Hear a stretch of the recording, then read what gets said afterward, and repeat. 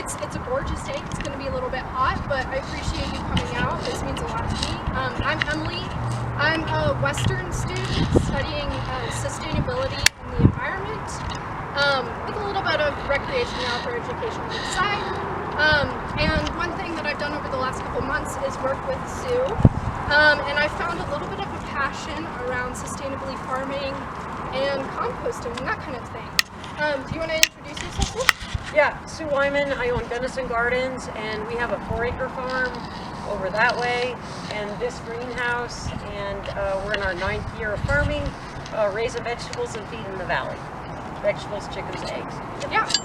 So just kind of going through our itinerary a little bit today, we're going to talk a little bit about the benefits of using this type of composting, and then we're going to get into how to build it, and then actually go ahead and really build it. So I think it's going to be a pretty good day. Do you want to start with the benefits? Yeah, so we do regular hot there's a lot of ways to compost. So on our farm we do some regular hot composting, we do cold slow composting, you don't want to put seeds in, and we also do trench composting. But most of those methods or compost that you're going to buy produces a bacteriologically dominant compost. And what the research is telling us is that fungally dominated compost is much healthier for your soil. So how are you going to build a fungally dominated compost? And first of all, what's the difference? Okay, we know that soil health is critical. Soil microbes are where it's at. That's how we're going to grow healthy, delicious food. And the microbes, you know, the two main categories of the smallest sizes of microbes are the fungi and the bacteria. And bacterially dominated composts are really good for annuals. We used to always just say, annuals, apply a compost tea or an aerobic microbial bacterially dominated, and then perennials, add a fungally dominated. But research is showing us that fungally dominated soils are healthy to both annuals and perennials, and that's really where the real sustainability is going to come in. So how are you going to build a fungally dominated compost?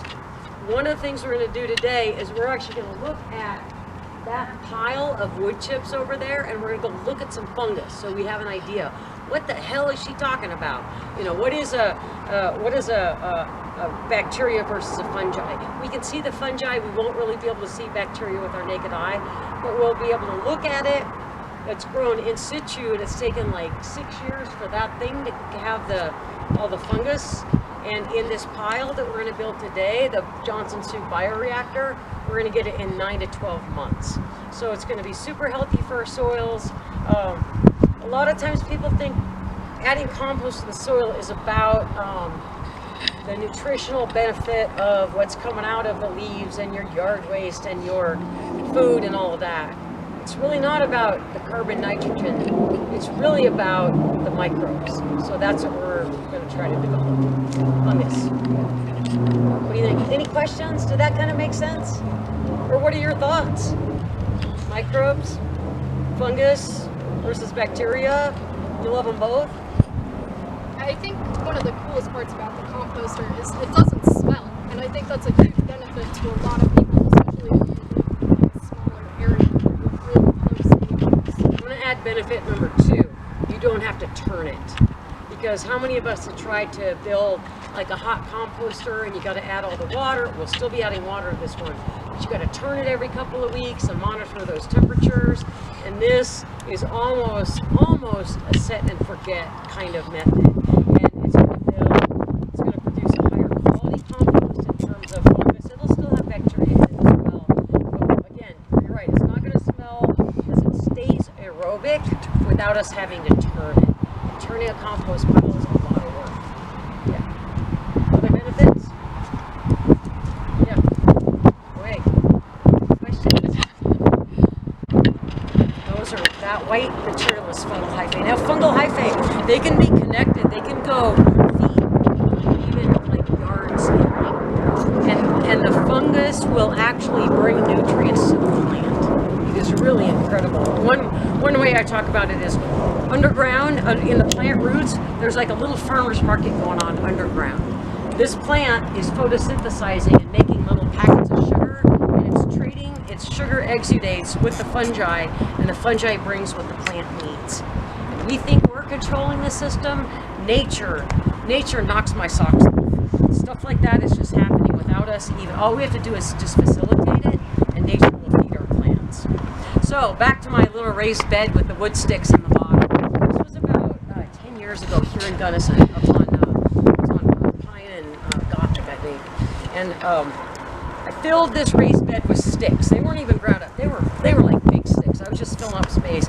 Added some dirt, added some leaves, planted winter squash. And then I covered it with black plastic, which I'm not into plastic now, but it did keep the soil warmer because it was just squash.